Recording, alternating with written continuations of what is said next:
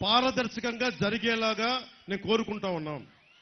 ప్రభుత్వం మారిన వెంటనే మీ తీరు మార్చుకోలేకపోతే నేను చాలా అరుదుగా మాట్లాడతాను, ఇట్లా ప్రత్యేకించి మాట్లాడుతూ ఉన్నాను.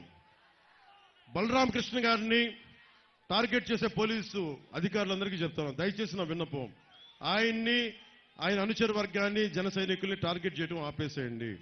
ఎన్నికల్ని పారదర్శకంగా ఉండేలా చేయండి. మేము వచ్చిన రోజున మీరు పారదర్శకంగా లేకపోతే ఇది నేను ప్రత్యేకమైన చర్యలు తీసుకుంటాను. దీని మీద గుర్తుపెట్టుకోండి. మన చంద్రబాబు గారితో మాట్లాడుతా ఒకటే చెప్తా ఉన్నాం,